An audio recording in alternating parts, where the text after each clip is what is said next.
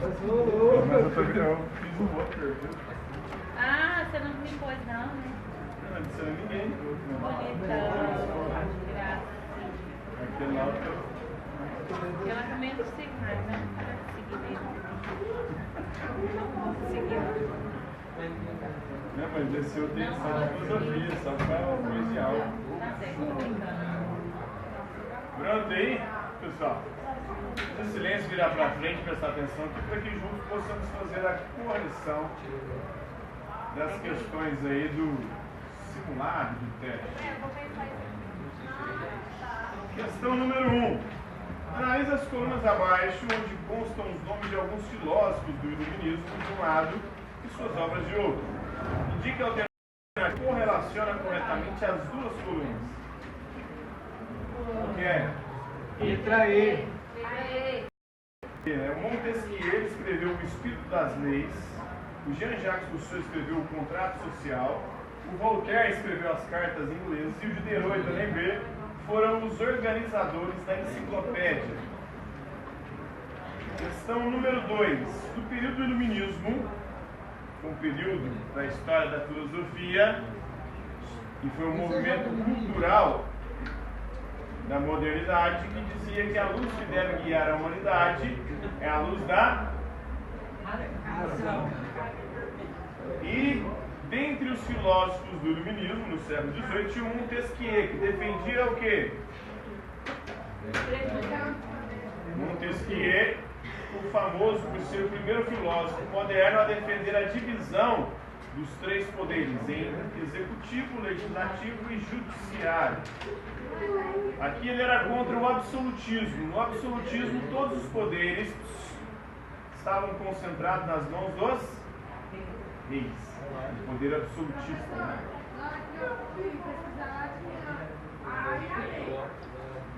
Ah, não é a divisão da riqueza nacional. Inclusive, conheço um filósofo moderno que defenda isso. Quem vai defender isso posteriormente é o Marx, né, da divisão da riqueza, aquilo que é produzido, segundo ele, pelo proletariado. Então, se o proletariado tudo produz, ele tem direito a tudo consumir, a tudo ter acesso também. Estou corrigindo, licença? Essa divisão da riqueza, pelo contrário, eles defendiam a propriedade privada, os iluministas, e cada um poder usufruir daquilo que conquista com o suor do seu próprio trabalho. E essa riqueza ele divide se quiser ou não. Aí vai de acordo com a liberdade e livre-arbítrio de cada um. Questão número 3.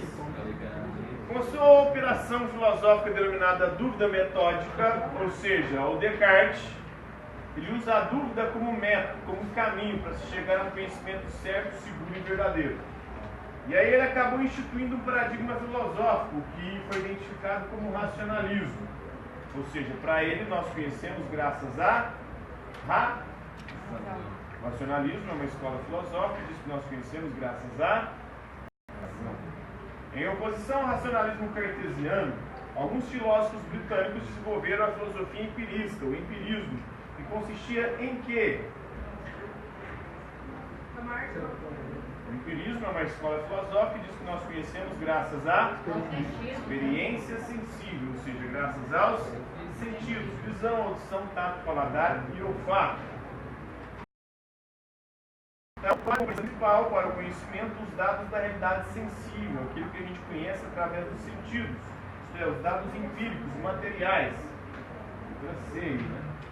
Questão número 4, leia o trecho a seguir. É quase impossível que nossos juízos sejam tão puros e tão sólidos como teriam sido se tivéssemos tido inteiro uso de nossa razão desde a hora de nosso nascimento, se tivéssemos sido conduzidos sempre por ela. Está no discurso do método do René Descartes. A razão cartesiana inaugurou na modernidade uma forma de se pensar a partir de uma linguagem racionalista, cuja razão é a fonte, a origem, o princípio de conhecimento, inspirada em modelos matemáticos. A matemática vai ser o conhecimento por excelência dos racionalistas. Esse modelo racional pretendia servir como guia para o conhecimento da realidade. Sobre o método cartesiano, ou seja, o caminho que Descartes criou e inventou para se chegar ao conhecimento certo, seguro e verdadeiro, é correto afirmar o quê? Não existia em duvidade.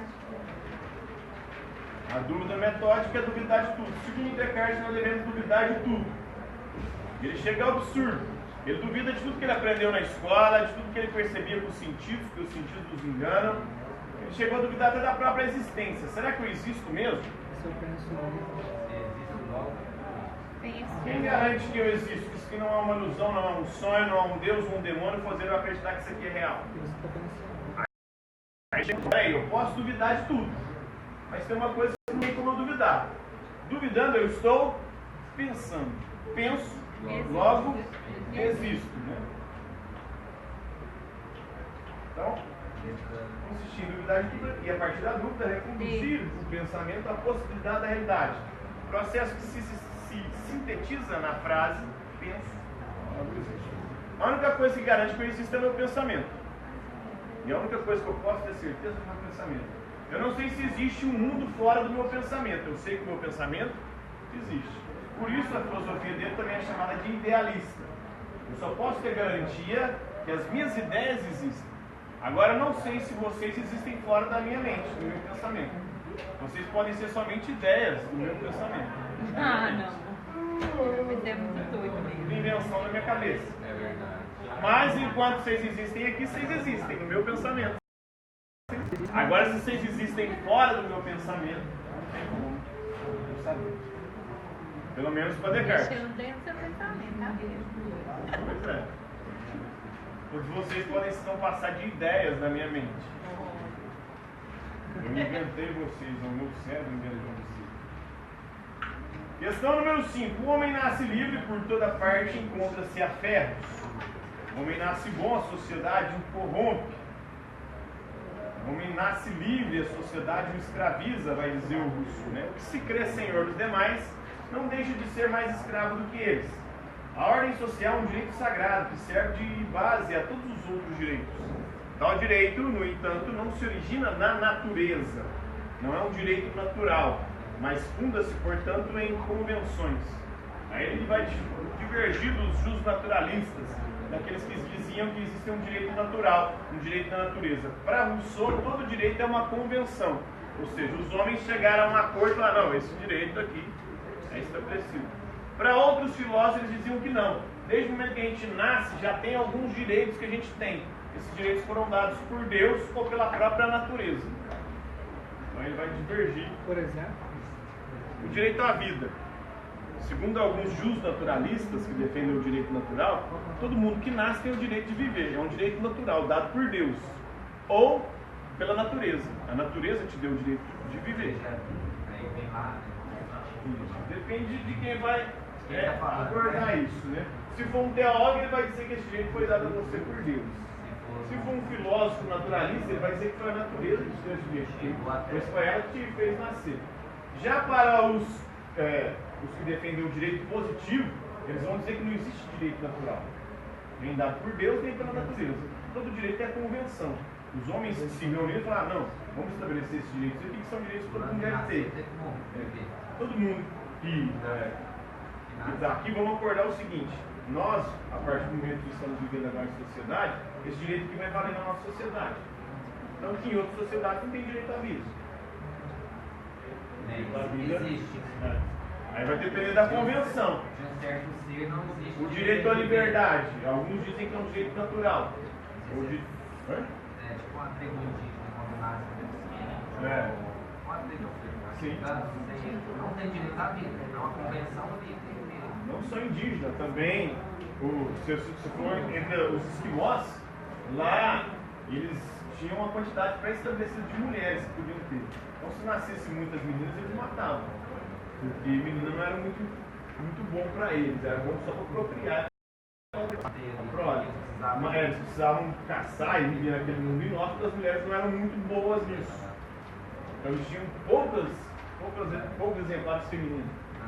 Inclusive na cultura deles lá, como é que funcionava? Você ia visitar um esquimó, ele descia a mulher dele para te esquentar durante a noite, você dormir com ela, né? Então são culturas diferentes. Então lá não era muito bom ter muitas mulheres, porque seria mais uma boca para alimentar, e a comida era pouca, era escassa. Então mulher só, uma quantidade bem mínima ali, só para fazer filhos. criar e para garantir a existência. Então, para alguns grupos não existe direito natural. Isso é aí os defensores do direito positivo vão defender isso, essa ideia. A ideia é que o direito não é natural nem divino, o direito é a convenção. Os homens que chegam a um acordo.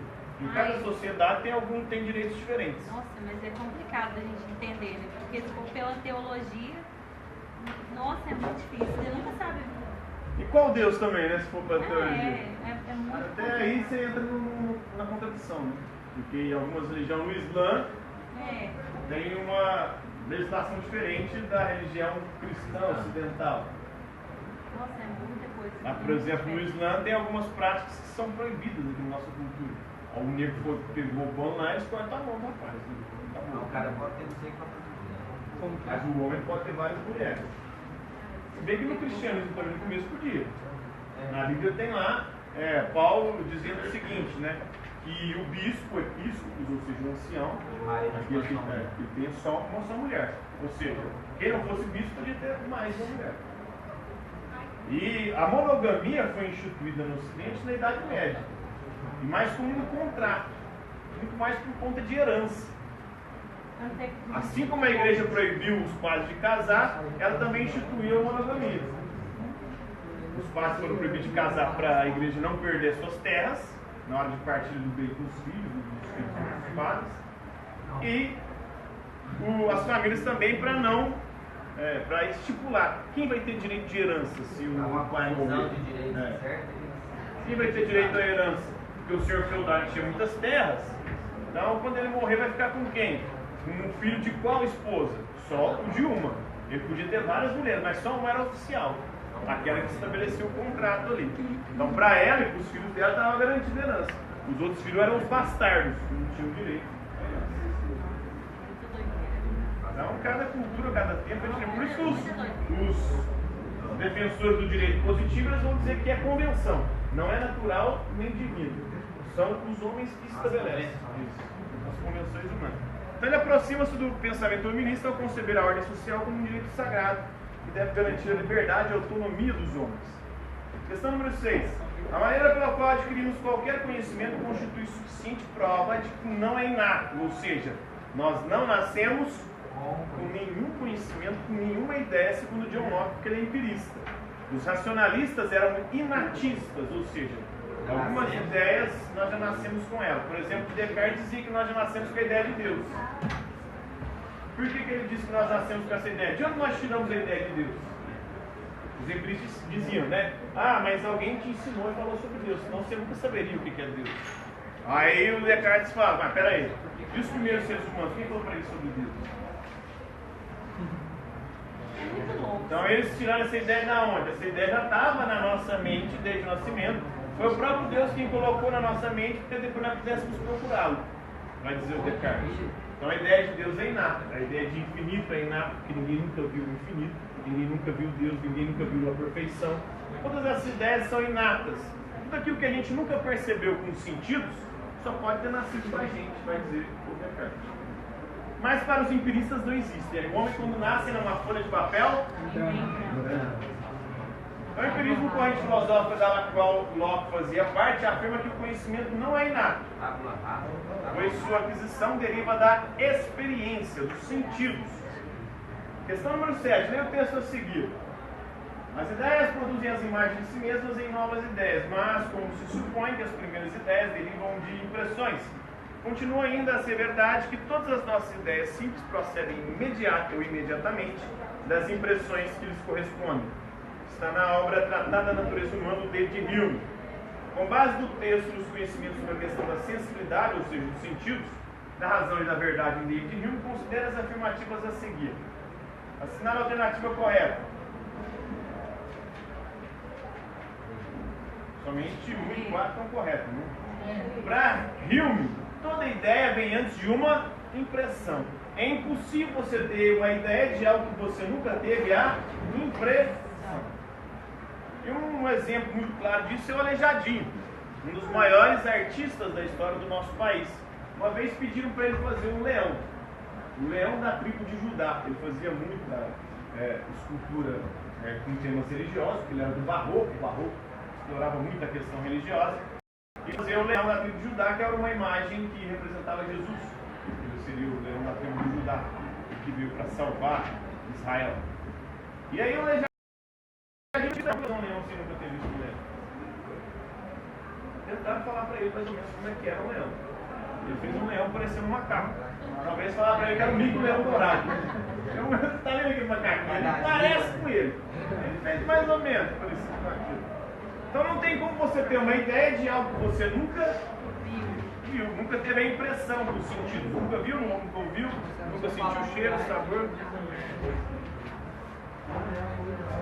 Então, geralmente as ideias simples do seu primeiro aparecimento derivam das impressões simples que lhes correspondem.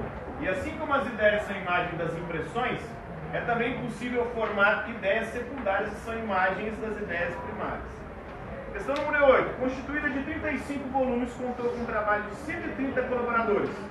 Montesquieu contribuiu com um artigo sobre estética, Kesden e Turgot versaram sobre economia, Rousseau discorreu sobre música, o Voltaire e Hans Holbein sobre filosofia, religião e literatura. Embora pretendesse mostrar a unidade íntima entre a cultura e o pensamento humano, as opiniões de seus autores divergiam muito. Sobre religião, por exemplo, é difícil chegar a um consenso, já que havia os teístas, aqueles que acreditavam em Deus, e os ateístas, aqueles que não acreditavam em Deus. Então, as características acima expostas referem-se à obra conhecida como Enciclopédia, né? Diderot e D'Alembert tentou reunir na enciclopédia todos os conhecimentos já produzidos pela humanidade até então. Quantos minutos faltam aí? A teoria política de Thomas Hobbes teve papel fundamental na construção dos sistemas políticos contemporâneos que consolidou o absolutismo, o Estado absolutista, a monarquia absolutista. E por último, Rousseau, na obra Discurso sobre a Origem e os Fundamentos da Desigualdade, ele defendia que a desigualdade começou com a propriedade privada. Maldito foi o primeiro ser humano que cercou o primeiro pedaço de terra, isso aqui é meu. Ali nasce a desigualdade, a corrupção e todos os problemas sociais, segundo Rousseau.